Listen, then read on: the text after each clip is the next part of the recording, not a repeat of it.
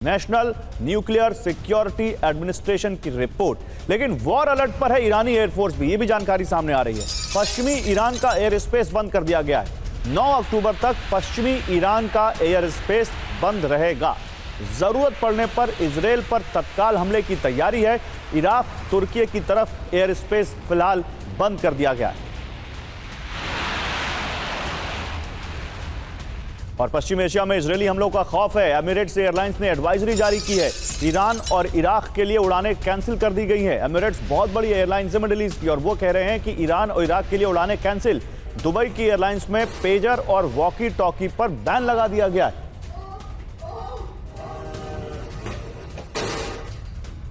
AVM OP Tiwari इस वक्त हमारे साथ हैं। सर, ये तो मतलब खौफ जो पेजर और वॉकी टॉकी को लेकर बैठ गया वो दिखता है, लेकिन एयर स्पेस बंद कर देना, ये आपको ये एक यहां पर लग रहा है कि बस प्रिकॉशनरी है, या इन एयर स्पेसेस का बंद होना और वहां से उड़ानें कैंसिल होना, इनका कुछ असर भी देखते हैं?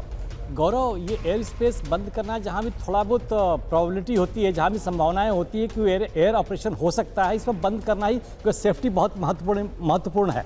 इसके लिए चांसेस जो प्रोबेबिलिटी है ईरान को इजराइल के ऊपर एयरक्राफ्ट भेजना या इजराइल को ईरान के ऊपर, दोनों की प्रोबेबिलिटी काफ़ी हाई है। लेकिन पहला जो अभी अटैक होगा, जो इजराइल वेट कर रहा है, लेकिन इसका ईरान पर अटैक करना की संभावनाएं फिलहाल मेरे को ज़्यादा काफ़ी कम लगती है। ये स्पेस बंद करना एक तो मैसेज है और सिग्नल है कि भाई ये एक्टिव है। अब ईरान क्या करना चाहता है? ईरान अगर एयरक्राफ्ट वहां लॉन्च करेगा तो ईरान की तबाही ज्यादा होगी, because as far air power is concern Israel Iran से काफी आगे है। नहीं, फिर आप क्योंकि एवियोनिक्स को समझते हैं सर, आप समझते हैं एयर पावर किसके पास ज्यादा है, किसके पास क्वालिटी है, किसके पास क्वांटिटी है। अब 7 अक्टूबर की जो बात आ रही है, कहा जा रहा है ड्रोन अटैक हो जाएंगे इजराइल पर।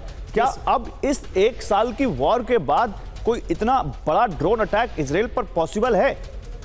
देखिए, ड्रोन अटैक तो एक यूक्रेन वॉरफेयर के बाद से एक नई सिस्टम, नया एक स्टार्ट डेवलप हो गया है। बिकॉज यूक्रेन ऐसा है, मतलब ड्रोन ऐसा है कि जो एक डैमेज कम करता है लेकिन बहुत न्यूसेंस बहुत क्रिएट करता है। ये मतलब 100 ड्रोन आएंगे और ड्रोन को कहीं भी बनाया जा सकता है, कहीं भी लोड किया जा सकता है और कहीं भी पहुंचाया जा सकता है। आपने सपोज नंबर वाइज 1000 ड्रोन भेजे, उसमें से 10 भी अगर सक्षम हो गया, पहुंच के टारगेट पर पहुंच गए, टारगेट पर तो नहीं पहुंच पाते, लेकिन एक न्यूसेंस जरूर क्रिएट कर देते हैं। लेकिन इससे जो मिसाइल जो क्रिएट करती है उसका मालूम। अब वही है कि अगर बहुत ज्यादा ड्रोन लॉन्च हो तो आपके एयर डिफेंस जो है, एयर डिफेंस सिस्टम जो क्या वो डिप्लीट हो जाता है। बिकॉज कुछ तो रोकने की कोशिश की जाएगी, cannot leave them go. And air defence system drone की अपेक्षा बहुत ही महंगा है। बिल्कुल, अब देखना है वो कि क्या होता है, या केवल एक यहाँ पर अलर्ट है जिसमें कुछ आगे निकल करना है।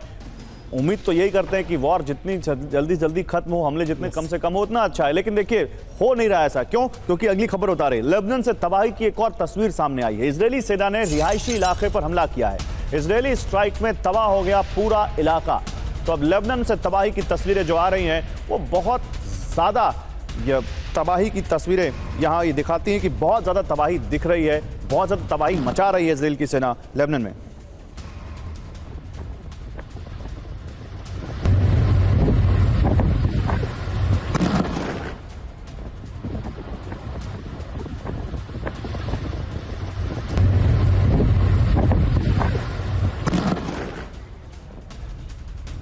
और इजरायली हमलों से डर गया है ईरान। ईरान को इजरायली हमलों की आशंका है। समंदर से हटाई जा रही हैं ईरानी वॉरशिप।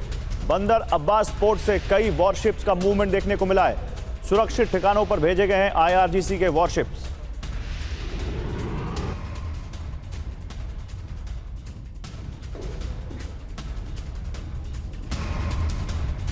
और इतना ही नहीं, समंदर से ऑयल टैंकर्स भी हटा रहा है ईरान। खर्ग द्वीप से कई ईरानी ऑयल टैंकर हटाए गए। इजरायल ने ऑयल फैसिलिटी पर हमलों की धमकी दी है। तो वॉरशिप, टैंकर, वो सारी चीजें जिन पर हमला कर सकता है इजरायल, उन सबको सुरक्षित जगहों पर भेज रहा है ईरान।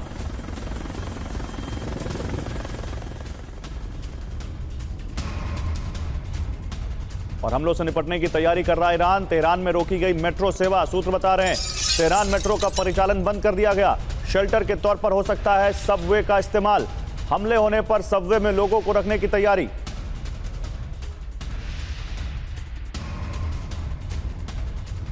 जनरल सोई, अब तेहरान में भी बहुत सारे अलर्ट्स हैं, बहुत सारे वहां पर अब सावधानियां बरती जा रही हैं। क्या आपको लगता है ये सारी चीजें इस तरफ इशारा कर रही हैं कि एक बड़ी वॉर ईरान और इजरायल के बीच हो सकती है?